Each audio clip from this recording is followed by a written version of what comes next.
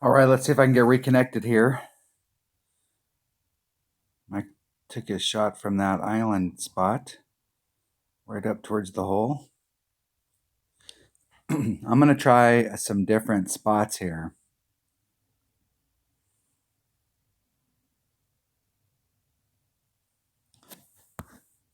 So the angle that I have to bring it up here, I've been coming up with a bigger power ball so that I can stay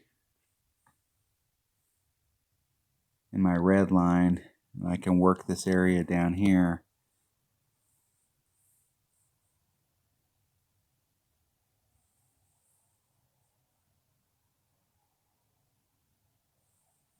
You need a club with some backspin on it if you want to start off in that spot. 6.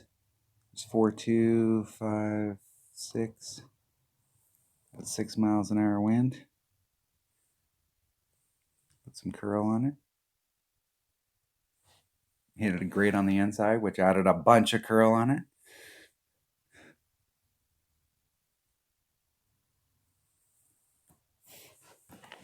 Definitely want a 3 side spin ball from down there if you're going to try that shot. And try and set that shot up so that it's you set the shot up with the max curl and you adjust out from there, but max curl is just part of the shot. Getting it done with the low level clubs. Look at that. The last hole he got me in I think we're low level clubs 3, upper level clubs 1. See if we can get it done on these low level, just playing some, just doing some practice in Tour 4. Mike's playing high level clubs with better balls, and I'm playing low level clubs with Marlin, maybe some Power 1 balls. This I'll need a Power 1 ball. I'm going to use a Quasar so that I can get around the bend. A Marlin doesn't have quite enough. You definitely want to take this shot to the right. When my opponents come here and they take the shot to the left, it's a woohoo. They just gave me a shot. And all I have to do is bring out a Quasar, and I know I can get a win here. They may get lucky and sink some shot or get up there and get one of those short pitches and hit perfect and catch up, but it's worth paying a Quasar for that price of admission. And he will be up there very nicely. Way past the trees. Wide open. Rough bump, bounce over, however you want to play it. This is why we have a number 2 bag. We want that quarterback. But with this low level quarterback, I don't have a lot of stuff. So let's put all that side spin on.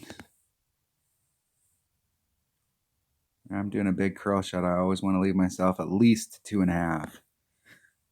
1.6. 1.6 rings. Max curl. Hit it great on the outside. That's the worst side I could hit it great on. But that Quasar ball can get me around with a great to the left and a perfect and probably almost a good to the right. Whereas the Marlin, I can really only hit it to the right or perfect.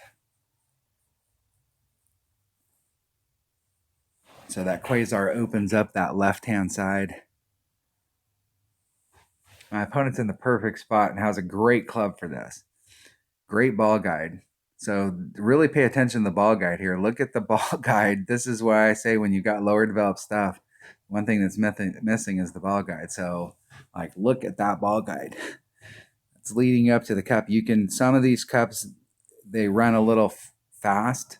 So we may leave the ball guide a little short. Sometimes we're through and sometimes we're right at it. This is definitely a hole you want to be pretty close to right at it.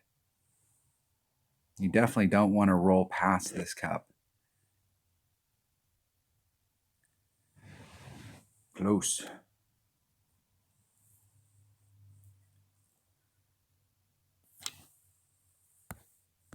All right, I got a big dog. My red line's up there, so I can do the rough bump. I know just from playing this hole that it doesn't take much topspin, so just like a little sliver of topspin. I'm going to give myself a little bit of room off those trees. I'm going to take the wind out. It's 2.5 per ring, so that's 1, 2, a little over a half. 3/5. A little teeny bit of curl just to bring it back to the cup. Bring it around that tree. And get up there into my dunk range. I take a lot of dunks on this hole. There's several holes in this game that every time I get on the green, I'm in that area on the fringe a lot and one-on-one.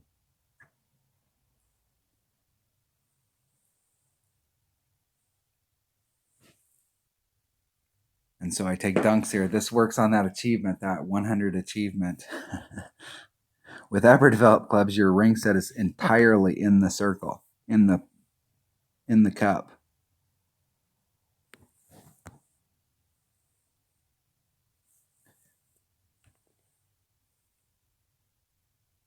See if we can get the dunk. Oh, I missed it. I caught a good.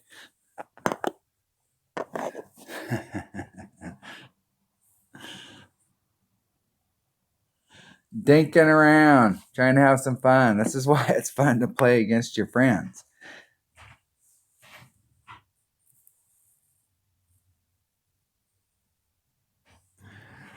All right, the low-level clubs gave one up there trying to get fancy. I was up 3-1. Now it's 3-2. I let my opponent back in the door.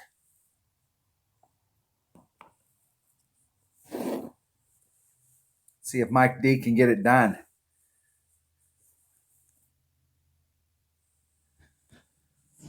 Come on. This is not one of the holes in the tournament. That left-hand side is very tricky because there's a ridge running down through there. Be 3 rings off because I'm going to put curl on it. I want to be aimed right towards that rough. Take the wind out. Which way's the wind blowing? 4-1. Just wondering what was in the way. I'm about a ring into power. I'm going to put all the curl on it. And I don't need to put all the curl on it. Hit it great on the inside. I'm going to clip the rough right there because I put too much curl on it. Oh, that was really unlucky. Uh-oh.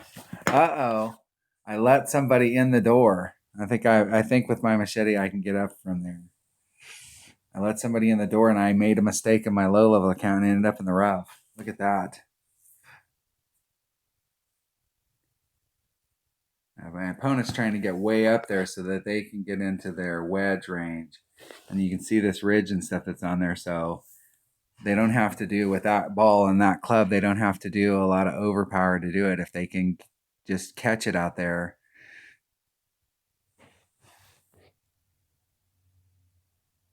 It's about a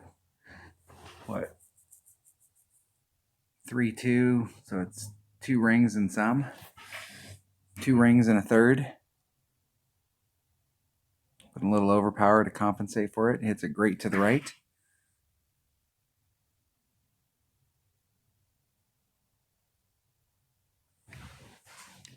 My opponent has much better recovery clubs, so Mike can definitely get on from there. Because he has that friend of all golf bags, that Nirvana.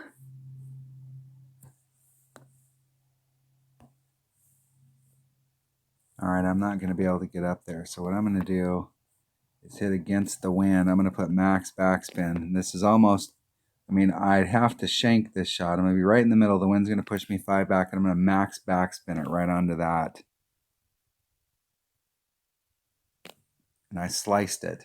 That's probably the only thing that would keep me from ending up in that fairway.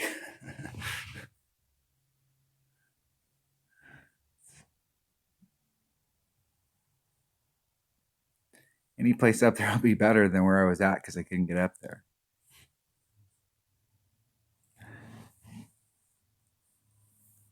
See if Mike can make this rough bump.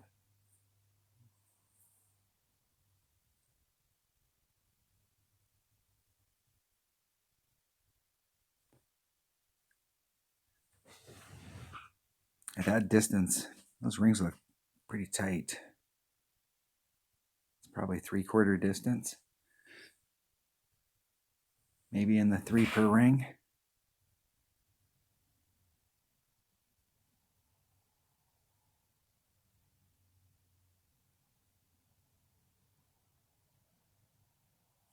Close. Close. Nice shot. Awesome.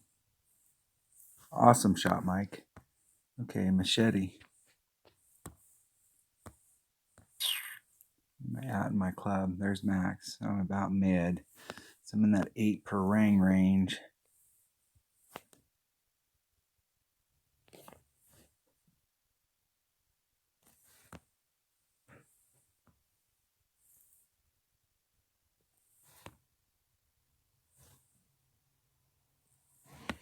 So if it's 8 per ring, there's 4. There's about 3. I mean, we're talking just a little bit of a ring.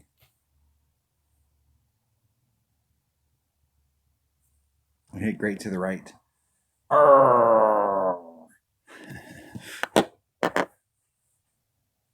Didn't leave myself enough time to let it get settled. Uh-oh. Now we're 3 to 3 to 3, 3 to 4. 2 bad shots in a row and a great shot. That was not a great shot. I let Ben Hogan down.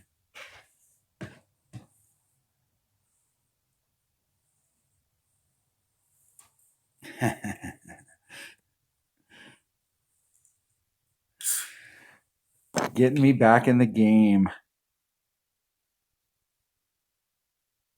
I had to let Mike back in game 1, and then he turned around and beat the pants off of me in the shootout.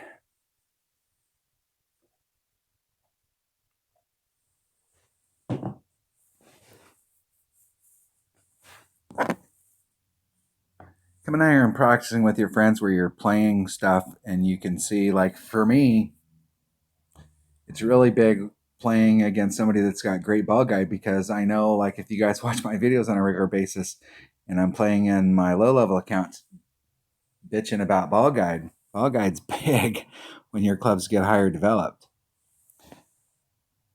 But there is a lot of these shots that ball guide comes in super handy, but there's a lot of these shots that you can still work really well with lower developed stuff. And if you can get into certain clubs ranges, you still have a pretty good shot. But when you start getting clubs like this that have over 4 ball guide, it changes the whole deal, because you can see it right to the cup.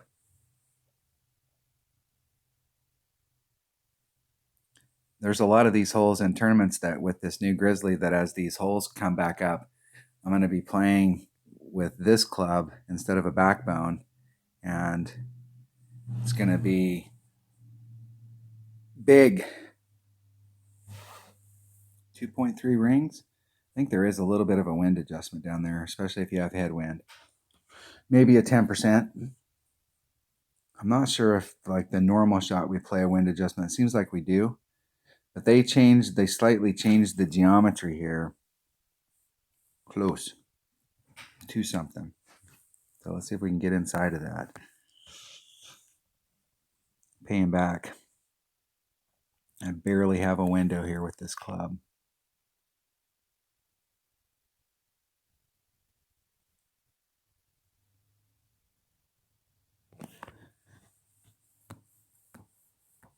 .1, it's about 2.0 per ring. Gives me a whole ring into power.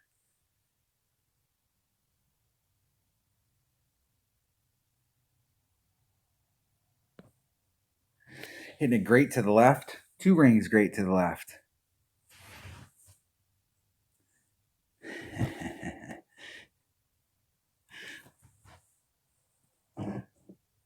Dinking around. Kicked my butt.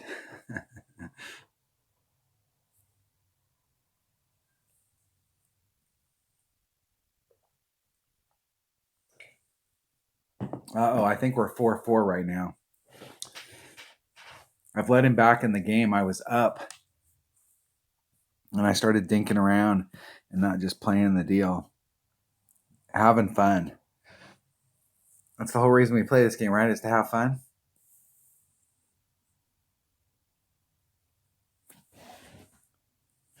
Sometime prepping for the tournaments, like once you like get a plan and you go out, like right now when you're just playing the one-on-one stuff, just going out and playing and not worrying about like not really focusing on which holes are. I'm gonna take a Marlin, but I'm gonna take my number 1 bag.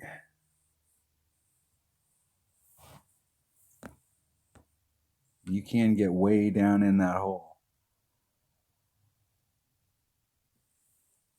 3-6. It's 1-2-5. That leaves me 1.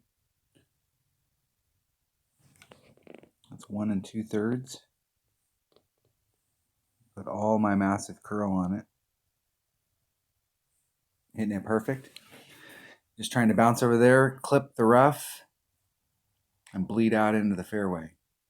I don't have enough topspin to get all the way out there where I land on the fairway and run it forward, but that right there puts me in short iron range. That puts me in my Kingfisher range, and my Kingfisher numbers. Pull up my number sheet here. Kingfisher 1.2, 2.1, 2.4. From that distance, I'll probably be in the 2.1, probably mid club.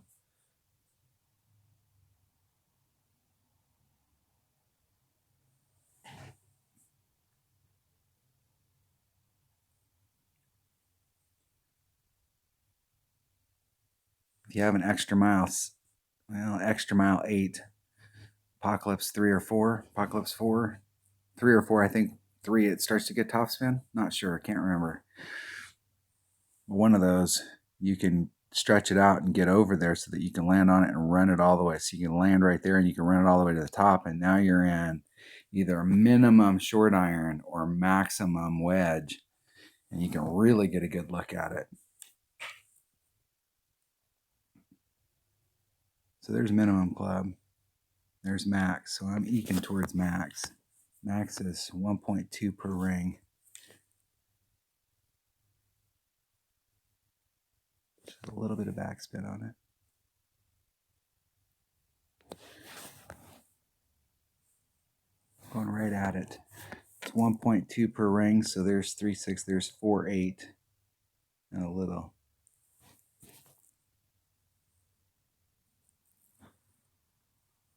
Just trying to hit it perfect. Hitting it perfect. Gave myself a look at it. Right over it. And then it rolls back, or rolls off the back side of that if you come in there a little too fast. And it'll roll all the way down to the bottom. Close.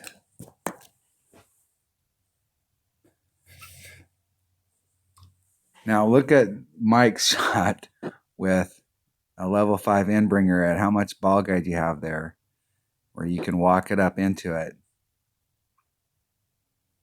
You can direct that tail.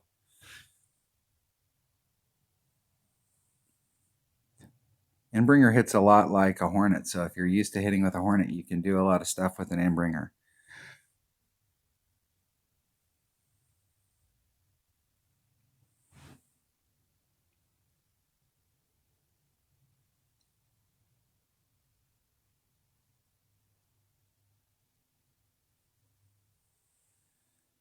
It is a little teeny micro adjustment. Let's see if he hits this perfect. It should go in the cup. And great to the left, and it should be great to the left. That's the thing about making great wind adjustments like that, is if you learn how to make those great wind adjustments. The bad news is that when you hit it great to the left or the right, you pretty much know it's going to go great to the left or the right. That's the bad news. The good news is that when you hit it perfect, it goes in the cup a lot.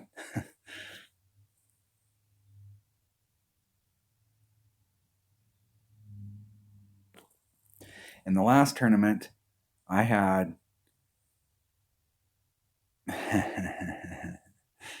gravity defying ball. In the last tournament, figure 18 holes. In 18 holes, I picked up 6 shots. So that took me from the minimum 24 to 30. And I had 6 shots that I hit perfect and didn't end up in the cup. And then I had 6 shots that I either, and the majority of that was me not putting myself in the right spot. I didn't have the optimal shot to get up there, or I duffed the drive in some way and had to scramble to get up. But I had 6 shots that I hit perfect on that I didn't end up in the cup. And those are the ones that hurt. Because you really, if you hit perfect, you really should have expectations that it's going to go in the cup. And so if you learn how to make these little wind adjustments and you hit perfect and it doesn't go in the cup, you can learn a ton from that. You can still learn distance from your shots if you're off, if you hit it great to the left or the right and you're off. All right, I have to do this shot.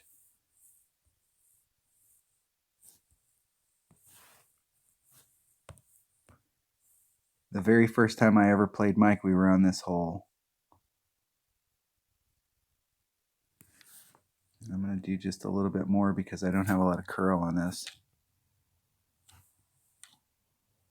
I think if I can get over there, it's only going to take a couple topspin.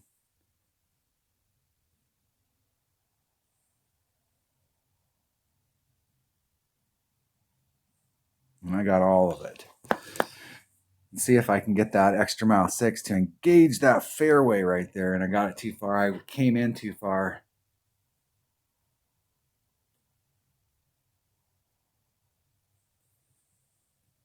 The shot to take on this is from that island right there in front of where Mike's at. So if he brings out a Titan, he can get there with that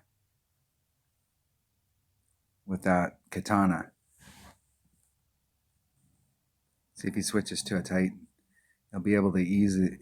He's all or on the cusp right there. All he has to do is let that wind push him forward.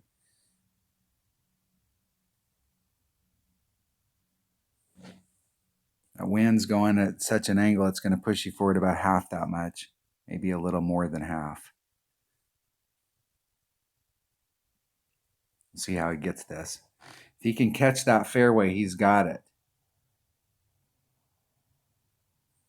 Hit it great to the right. As long as he can catch this fairway right here and not get caught up in that sand, he's got the shot.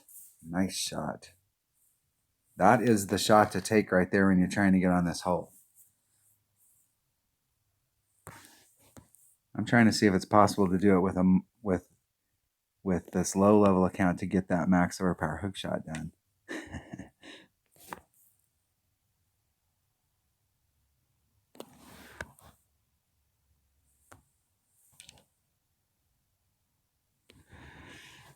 All right, from this distance, 1-8, and it's pushing me forward. It's going to be back just a little.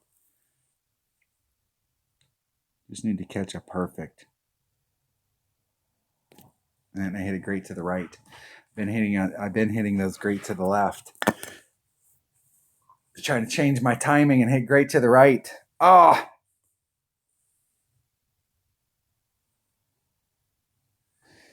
Catch those perfect. I make those shots a lot. If you catch a perfect, you can definitely make those shots a lot.